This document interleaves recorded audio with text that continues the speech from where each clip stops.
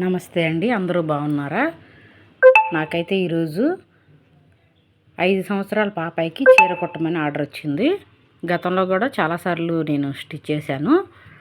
వాళ్ళు నాకు ఒక చీర ఇచ్చారు. ఆ చీరని మనం పాపాయి పొడవు తీసుకుంటాము, నడుము తీసుకుంటాము. పొడవు నడుము తీసుకుంటే చీర ఈజీగా కుట్టేసేయచ్చు. నేను పొడవు తీసుకున్నాను, నడుము తీసుకున్నాను. మనకు వాళ్ళు ఇచ్చిన చీరలో నుంచి మనం కుట్టే బేబీకి ఎంత పొడవు కావాలో అంత నేను కట్ చేసేసాను. ఆ కటింగ్ పెద్ద కష్టమేం కాదండి. మనం కుట్టే చీరలో నుంచి ఆ పొడవు తీసేయటమేను. తర్వాత నేను నడుము తీసుకున్నాను. ఇది నడుము అనమాట. నడుము 22 ఉంది, పొడవు వచ్చేసేసి 27. పొడవు 27 తీసుకున్నాను, నడుము 22 ఇది. ఇప్పుడు మనం కట్టుజంగు దగ్గర నుంచి ఒక రౌండ్ తిప్పేసి చీరని ఇలా జారిపోకుండా కుట్టేసుకోవాలి. అయిపోయింది కుట్టడం. ఇప్పుడు నేను కుర్చీలు పెడుతున్నాను అనమాట. మనం చీరను ఆల్రెడీ సగం వరకు కట్ చేసుకున్నాం కాబట్టి మనకి ఎంత పొడవు కావాలో అంత. ఇప్పుడు మనకి ఎన్ని కుర్చీలు కావాలో అన్ని పెట్టుకోవాలి. ఇక్కడ నేను 7 కుర్చీల వరకు పెట్టాను. ఇదిగోండి. ఇప్పుడు ఇక్కడ నుంచి ఈ 7 కుర్చీల్ని మిషన్ మీద మళ్ళీ కుట్టుకోవాలి. జారిపోకుండా కరెక్ట్గా కింద సమానంగా ఉందా లేదా అని కూడా చూసుకోవాలి. కింద సమానంగా లేకపోతే ఎక్కులు తక్కువగా ఉంటుంది, ఎగుడు దిగుడుగా ఉండి చీర రోతగా ఉంటుంది. ఇలా జారిపోకుండా మిషన్ మీద కుట్టేసుకోవాలి.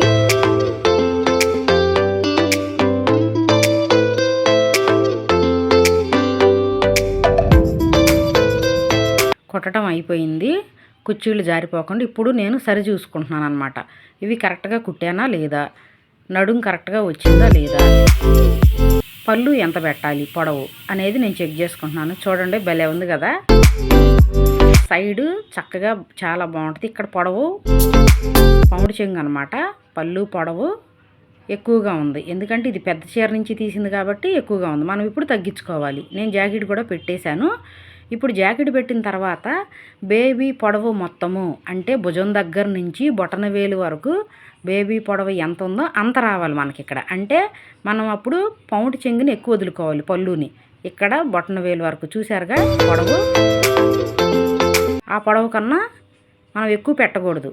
చీర ఇడుసులాడిది పౌంట్. ఇది జాకెట్ బాగుందా? జాకెట్ బాగుంటే ఒక లైక్ చేయండి, షేర్ చేయండి, సబ్స్క్రైబ్ చేయండి.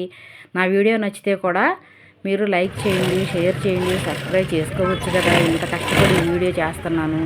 ఇప్పుడు నేను చీరని కట్ చేసిన తర్వాత పొడవు మనకి ఎక్కువగా ఉంటుంది కదా, అది మొత్తం అంచు కుట్టేసుకున్నాను. ఇప్పుడు నడుము భాగం కుడుతున్నాను. నడుము మొక్క కట్ చేసుకుని లైనింగ్ అటాచ్డ్ చేసి నడుము కూడా ఈ విధంగా మనం నడుము బెల్ట్ వేసుకోవాలి. మనం నడుము బెల్ట్ వేసే వాళ్ళకి చాలామందికి తెలుసు నడుము బెల్ట్ ఎలా వేసుకోవాలో. సేమ్ అలాగే వేసుకోవాలి. మనం క్రాస్ లంగాలకు వేస్తాము, కొన్ని ప్యాంట్లకు కూడా మనం నడుము బెల్ట్ వేస్తూ ఉంటాం కాబట్టి అదే విధంగా వేసుకోవాలి. నేను ఇక్కడ నడుము బెల్ట్ కూడా వేసేసి ఓపెన్ పెట్టాను అనమాట. వెనక నుంచి కరెక్ట్గా ముందు కుర్చీలు వస్తాయి, అదే పొజిషన్లో వెనక ఓపెనింగ్ వచ్చింది. ఓపెన్ పెట్టి మనం ఉక్సులు పట్టి కాజాలు పట్టి అందులోనే మడత కుట్టేసుకోవాలి. ఉక్సులు పట్టి కాజాలు పట్టి కాకపోతే మనం జిప్పు కూడా వేసుకోవచ్చు. జిప్ వేసుకుంటే కొంతమందికి జిప్పు ఫెయిల్ అయినప్పుడు చాలా ఇబ్బంది పడుతున్నారు. అందుకని నేను ఉక్సులు కాజాలు పెడుతున్నాను. ఉక్సులు కాజాలు పెడితే ఏమైందంటే మళ్ళీ ఇంట్లో వాళ్ళు వేసుకోగలరు. జిప్ అయితే కొంచెం కష్టం. ఇక్కడ నడుము బెల్ట్ కూడా వేసేసాను. ఇది ఓపెనింగ్ అనమాట.